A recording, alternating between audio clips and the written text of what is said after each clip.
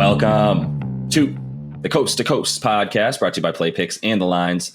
Coming to you from the West Coast, Josh Lander, joined by my guy Nate Weitzer on the East Coast. And it is time for our favorite video of each and every weekday, our player props video. Got a little 5-game slate tonight to choose from. Make sure you do check out Nate's great article up on playpicks.com with some best bets and player props in there for you.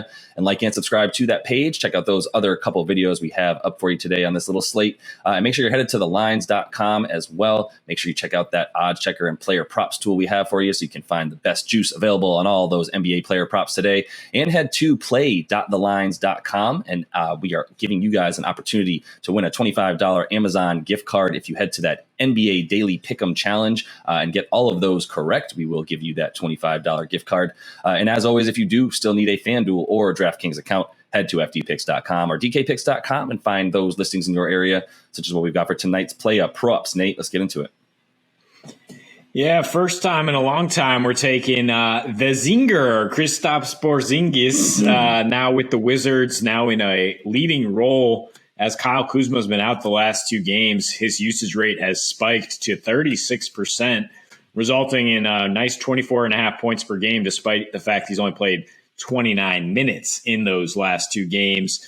So if you're worried about a blowout in Milwaukee, you are not alone. It is a 13-point spread, but they just lost by 18 points, and Porzingis got well over 20.5 points, which is his prop tonight.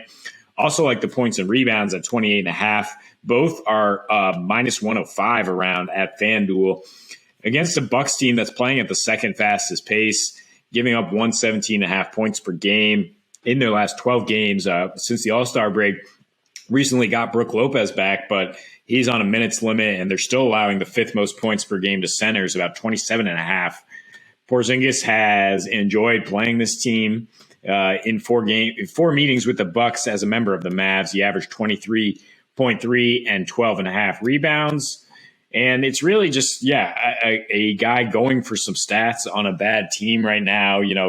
His reputation, his contract status hurt by the way it ended in Dallas there, him being kind of dumped onto the Wizards. So he's been trying to prove himself. And so the fact that this might get out of hand doesn't necessarily mean like he's just going to pack it in. Like he's going to try to get his numbers while he's out there, and Milwaukee's giving you an opportunity to do that this year.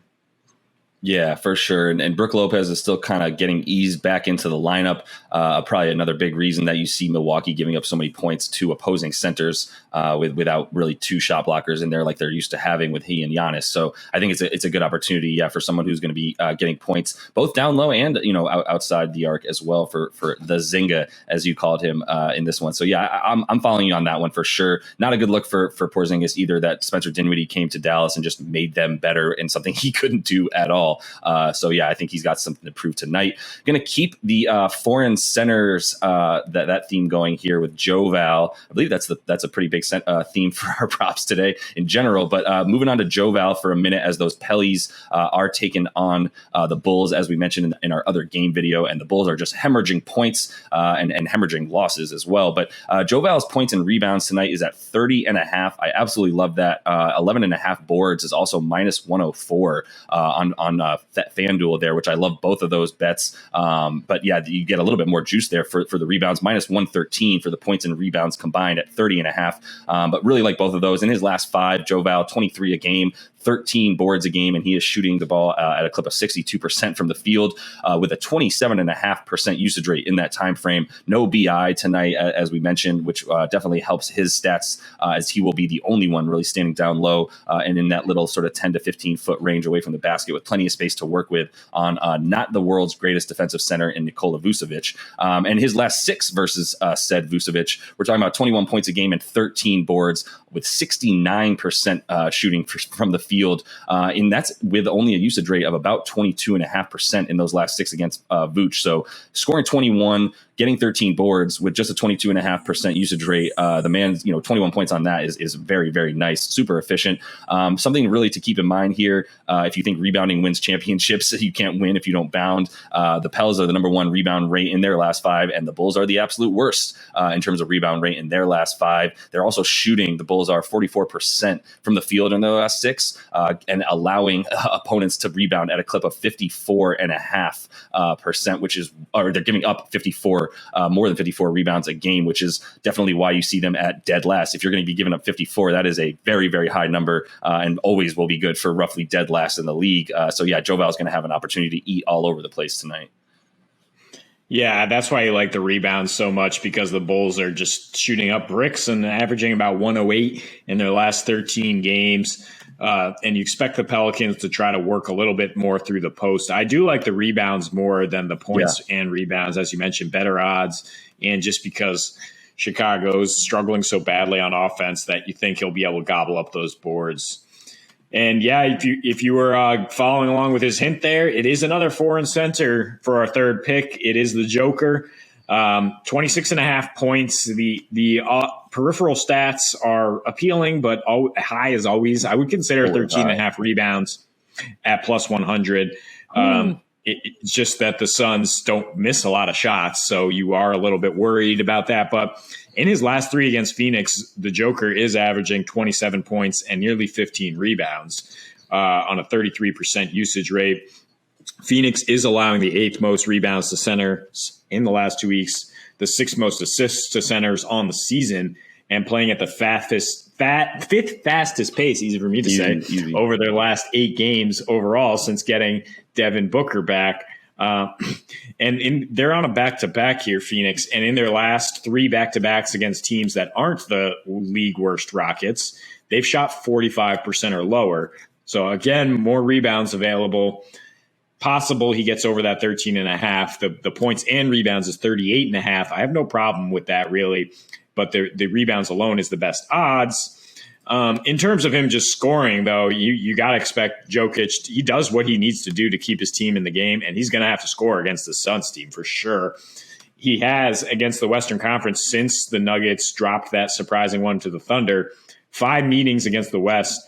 Joker averaging 33.8 points, 14 rebounds, 9 assists on a 35% usage rate. And his last 6 home games, again, averaging 30 points per game, usage rate up near 34%. So I like just the straight points here when you can guarantee that the Nuggets are going to need him to score. Yeah, I'm with it. They're definitely going to need him to score. To your point, the rebounds don't necessarily scare me. In his last 4 versus the DeAndre Ayton, basically, in the Suns, dating back to last season, 26 and 13.5 boards, 7 assists a game. So 26, you're looking at about 46-ish PRA, 47 points, rebounds, and assists combined for him, which is about what his prop is at tonight. But I think to your point, he's going to need those points tonight big time for them to be able to hang around. I mean, that's pretty much the case for him every single night now as they're coming down the stretch here and really going to need those points. Will Barton does not have a good history against those Suns either, has struggled mightily against them in his career, especially dating back to the last 2 or 3 seasons for him. So there's going to be a lot of points that he's going to need to be making up tonight in terms of the Joker. So I do like the points there. If you feel spicy about it, the PRA is a little bit less appealing to me, just with all the guys they're going to be able to throw at him on the Suns with DA. So lastly, we are going to move away from those foreign centers. We're going to go to back to Jrue Holiday. That's our guy. And without Chris Middleton, he's got to be somebody that you sort of go after. We kind of considered under Giannis's points, rebounds, and assists tonight, by the way, just because of the fact that we do see a blowout in this one.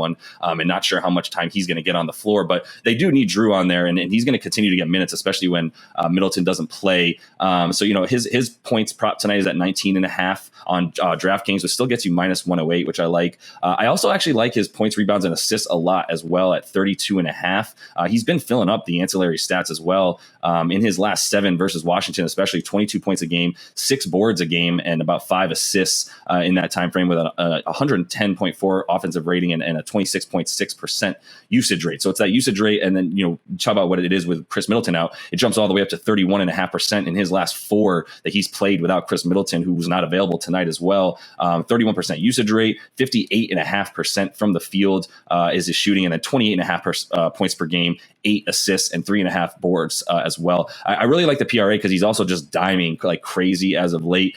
In his last 10, he's had at least 6 assists in 9 of those 10 games. So I think that helps you with those points, rebounds, and assists. I do expect him to get 20, so I'm not really worried about that bet tonight because he does up his scoring a ton. As you mentioned, 28 game without Chris Middleton in his last 4.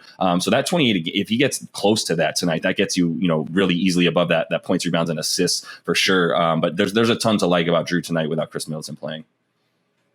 Yeah, and the Wizards just gave up 30 assists to the Rockets and lost by 18 to them, which is why, again, we were scared of the blowout.